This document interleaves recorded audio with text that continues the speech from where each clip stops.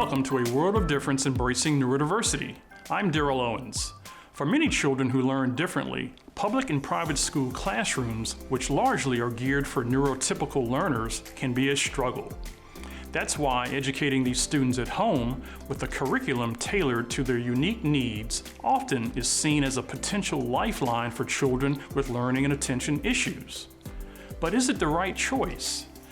We delve into the world of homeschooling neurodivergent students and the delicate balancing act of providing tailored education and essential socialization.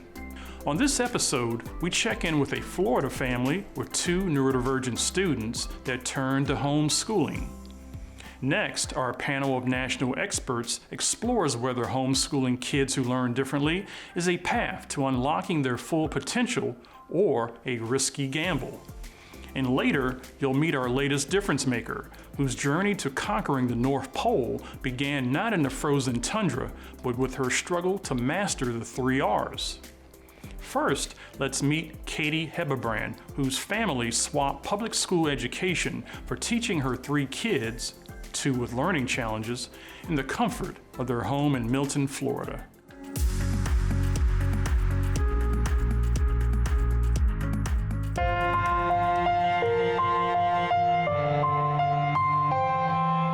My oldest, Gage, who is 9, has ADHD.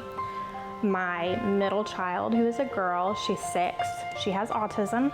And then I have a 5-year-old, Gavin, who has not been diagnosed with anything on the spectrum, but he still lives with us and kind of lives this life with us. My name is Katie Heberbrand, and I have 3 wonderful children. What is that a picture of? Done. What is that a picture of? Done. Good job. Our kitchen table is really not a meal kitchen table. It's really more of an activity kitchen table. We pretty much always have markers, crayons, craft supplies out because as far as like sensory input, one thing I've learned is with kids on the spectrum, sometimes they need sensory input to help them regulate. A big thing for me is that I feel like kids are going to be kids, and I feel like so many times parents or adults expect kids to sit still. Mommy, hold this hand. Look how long it could stretch. No, but wait.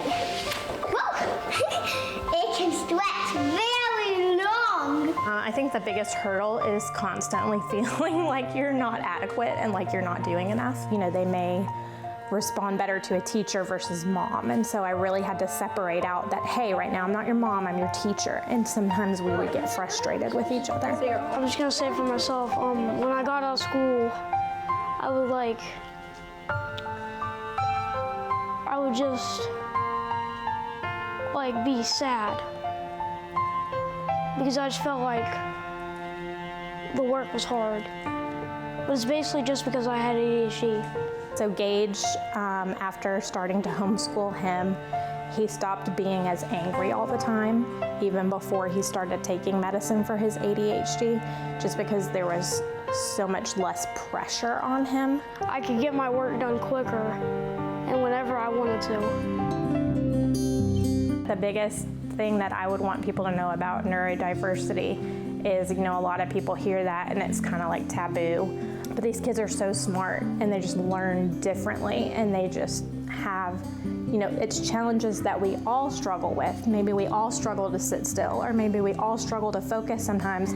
For them, it's just amplified. And when you take into consideration that kids on the spectrum are often feeling bombarded by sensory, by lights, by sounds, by people touching them, by movement around them, it just amplifies the struggle for them. Pigtails are 2. Ponytails are 1. You got it? And braids are braids that go twist, twist, twist, twist, twist. And a bun is a big old circle. Got it? Gabby is mild to moderate on the autism spectrum. She struggled with speech at first when she was little. We got her into therapy very early, and she has really just excelled. The specific struggles with her that she gets very easily frustrated, and so a lot of times we have to take so many breaks and just go do something different and come back to it. And I really just have to trust that it's absorbing a little bit at a time. I just really want them to enjoy learning. To me, that's what's really important. I don't put a whole lot of pressure on them to make straight A's. I don't put a whole lot of pressure on them to like just excel and do super well and be the best in the class. To me, it's just I want them to do well. I want them to do their absolute best. At the end of the day, I want them to enjoy learning. I want them to either want to learn through homeschool, want to learn at public school, private school, whatever it is. I want them to enjoy it. I want them to learn.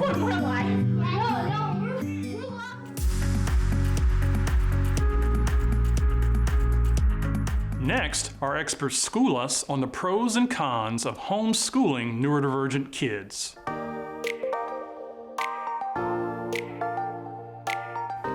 Melissa Packwood is a learning specialist and academic advisor at Beacon College in Leesburg, Florida, the nation's first accredited baccalaureate institution dedicated to educating students who learn differently. She's a homeschooling mom and certified teacher with experience in public schools and private practice. Peggy Ployer is a leader and advocate in the special education homeschooling community, with 2 decades of experience as a special needs consultant for the Minnesota Association of Christian Home Educators and the Texas Homeschool Coalition, and 19 years of experience homeschooling her own children with diverse learning needs. She founded SPED Homeschool in 2017 and serves as CEO. SPED empowers families worldwide to successfully home educate children with diverse learning needs. She also is the primary host of Empowering Homeschool Conversations, a live broadcast and podcast that addresses relevant issues related to homeschooling diverse learners. Dr. Rochelle Matthews Somerville is an educator with more than 25 years of clinical experience in early childhood and special education. She has served as a university professor, county-wide autism specialist, educational consultant, and K-12 resource teacher. In 2010, she co-founded EFM Educational Consultants, which supports homeschooling families, particularly those with children with disabilities. She currently serves the Homeschool Legal Defense Association as an educational resource specialist. And we're going to begin our conversation with Melissa. Melissa, how can homeschooling cater to the diverse learning needs of neurodivergent children? Well, homeschooling provides a lot of opportunity for one-on-one help. It also provides time for support from a speech-language pathologist, occupational therapist, etc., for mood regulation challenges or challenges meeting sensory needs that perhaps are not met in other schooling settings. And of course, we have that opportunity for additional assistive technology help when we have that one-on-one assistance from professionals. All right. So Peggy, how can a homeschooling environment provide a less distracting environment for these children and allow them to be able to better focus on the schooling? Well, homeschooling is completely customizable, and it's amazing just how much you can take what distracts your child out of a room very quickly without having to put in a custodial order or have it written in an IEP. You just make that decision and you remove it immediately. And so children and parents can customize any learning environment. Kids can learn on the floor. They can learn upside down if that's the way they learn best. And so the environment can change from inside to outside almost immediately. And that makes it just perfect, especially when kids are changing throughout the day on what they need in order to learn in a space. Thank you. So Dr. Matthew Somerville, how can homeschooling allow a child to benefit social-emotionally as opposed to traditional education in public and private schools? Homeschooling actually can offer several great benefits for children, specifically in social emotional well-being compared to the traditional public school. Personal learning environments, specifically, they get individualized attention, greater flexibility, the bonds that children can create at home with their families, spending that quality time, and being able to create that strong sense of identity. Using the family values, opportunities for personal growth, and being able to fulfill whatever their passions are because of that individualization. And so that social emotional part of the child is basically being able to be developed in that homeschool environment in lots and lots of ways, because they're able to take that real world interaction and translate it into something that's really, really meaningful. All right. So, Melissa, can you talk to us a little bit about some of the challenges that parents who aren't educators might face in providing qualified instruction for children with learning disabilities? So a lot of parents begin feeling stressed and worried and trying to replicate what happens in a public or private school. But the truth is you pulled them out or chose not to take that option for reasons that were customizable to your child. So it's really important to remember that you're doing what you feel is best. It's okay to reach out for a curriculum help or a tutor, a consultant. But at the same time, you can learn with your kids. You can talk to any therapies or therapists they see to get assistance. And it's also important to give yourself a break. It's not easy to educate anybody, yourself or otherwise. Public school teachers need a break too. So give yourself and your child those little breaks through the day, get a salty snack if that's what they're craving, and just kind of keep going while you take those breaks and give yourself the grace to kind of adjust as needed. It is okay to change the curriculum if it's not working. It's okay to change a therapist if it's not working, but just think about what meets your child's needs and try not to stress so much because you're doing everything you can, and just step by step add things in as you see fit. Okay.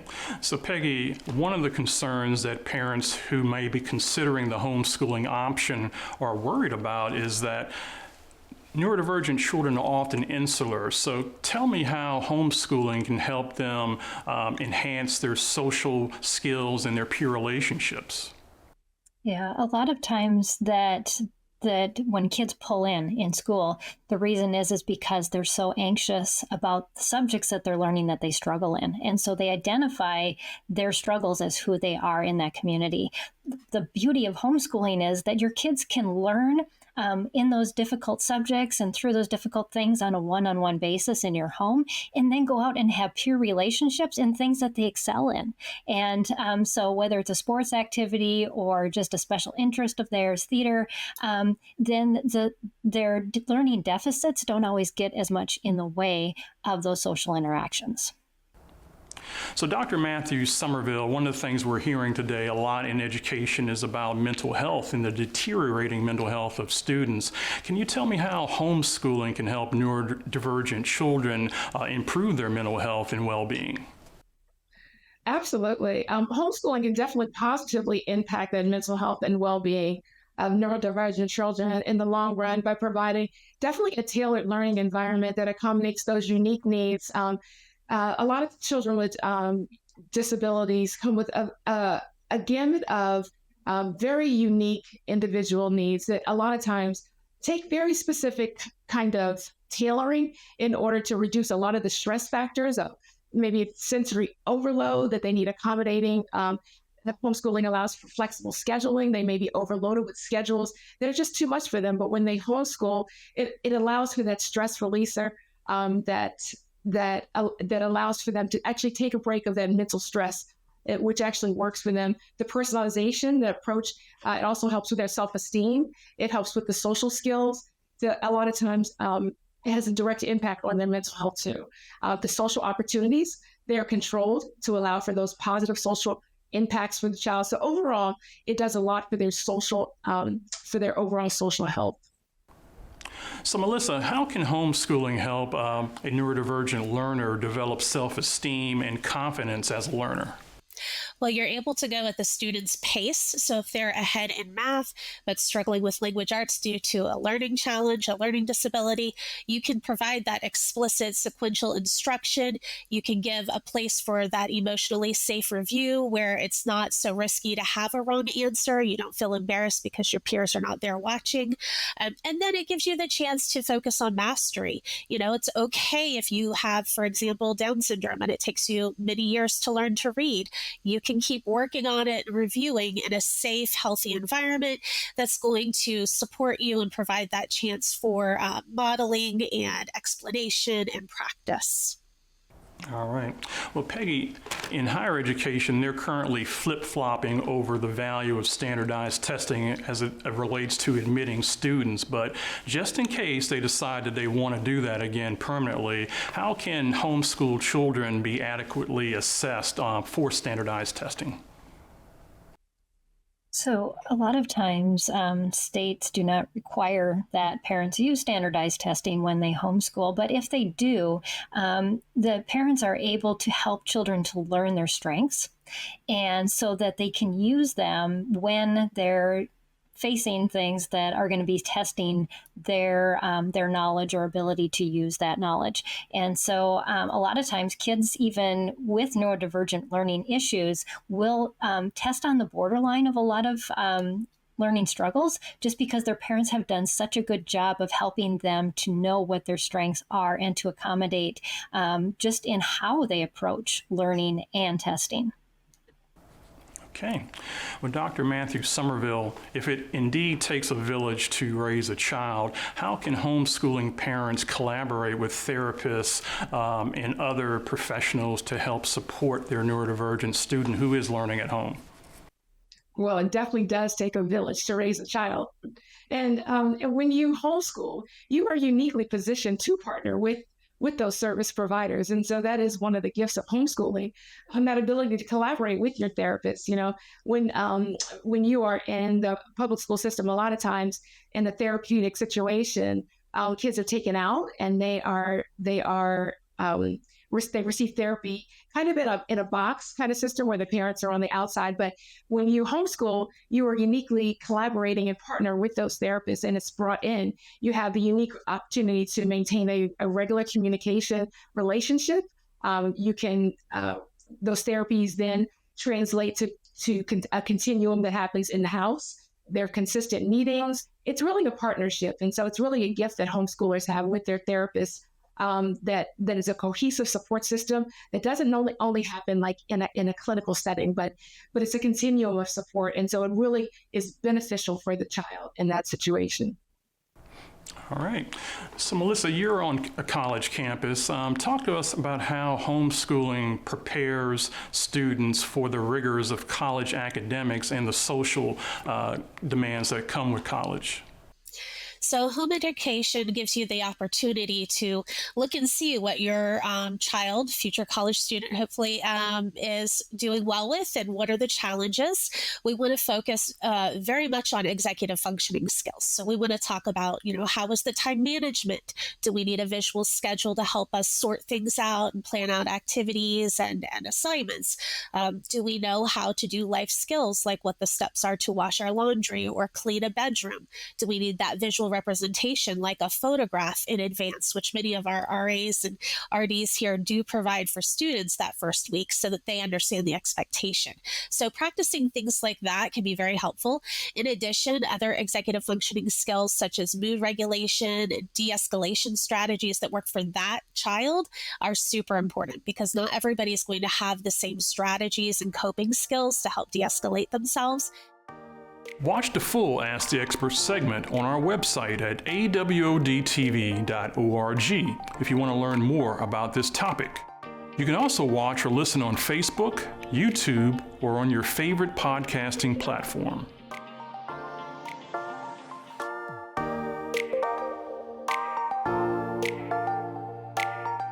Next, let's meet our latest difference maker.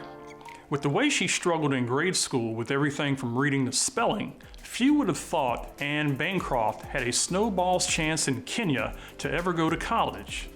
Yet Kenya, where her family lived for 2 years, spoke to her longing for the wilderness and exploration.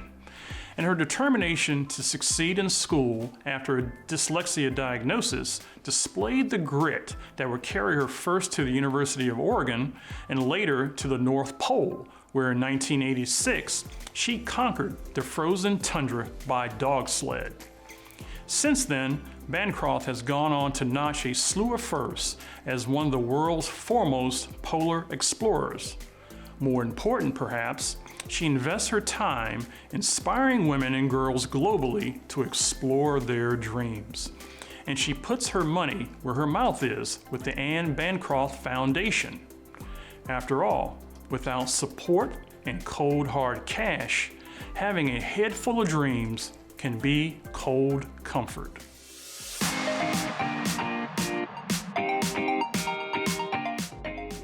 Anne Bancroft is one of the world's preeminent polar explorers.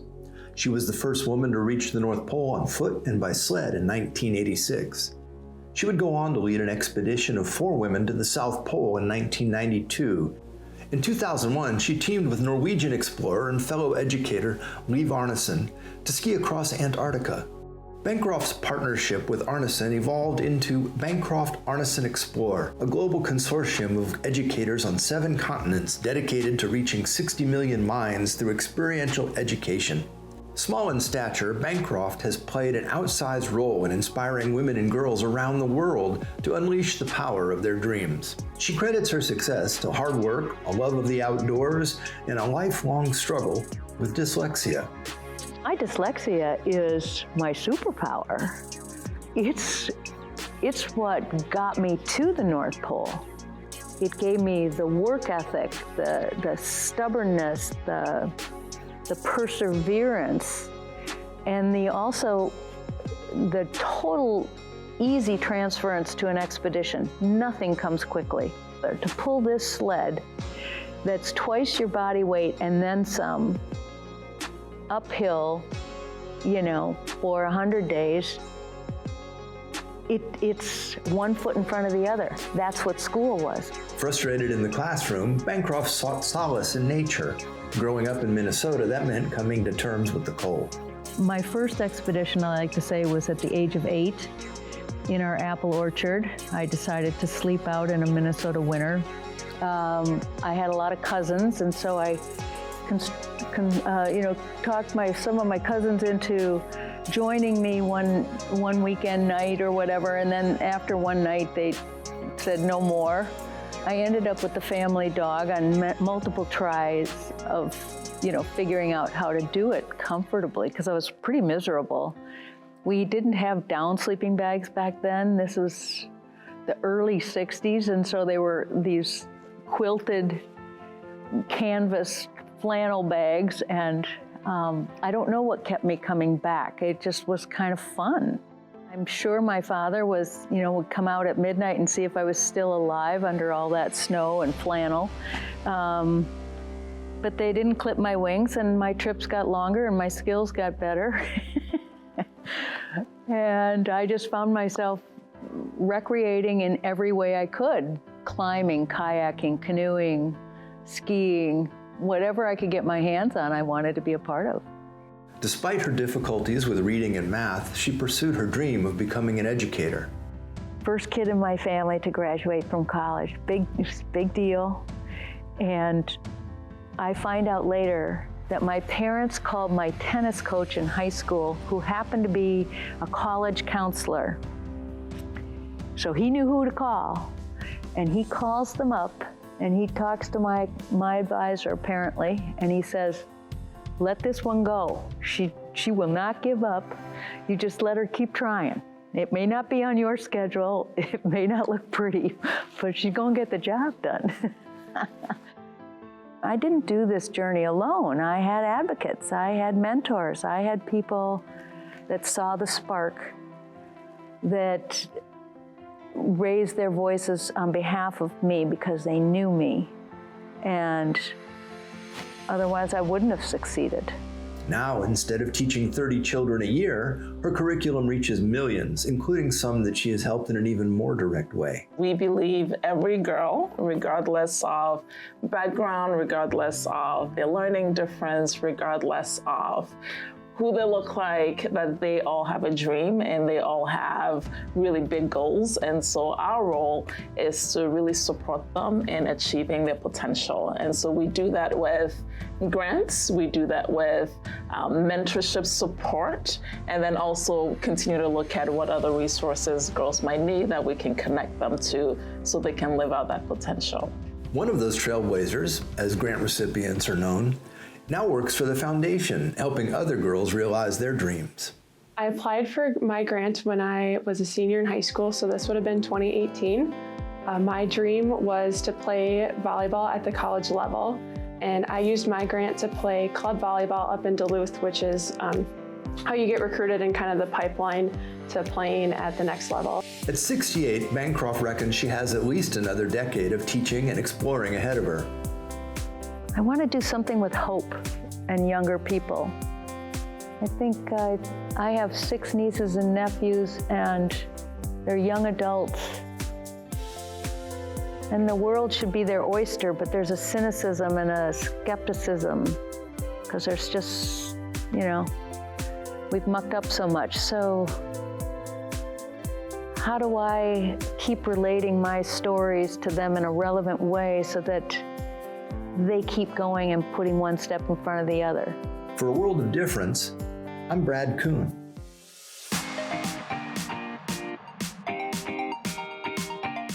Congratulations, Anne Bancroft, for making a difference. And that does it for this edition of A World of Difference Embracing Neurodiversity. I'm Daryl Owens. I'll see you back here next time. You can watch episodes of A World of Difference on the Beacon College Facebook and YouTube channels and on the show's website, awodtv.org. The website also provides tip sheets and other resources for your parenting journey. You can watch the show from the PBS app available on your favorite streaming device, and you can listen on your favorite podcasting platform. Thank you for watching and supporting A World of Difference.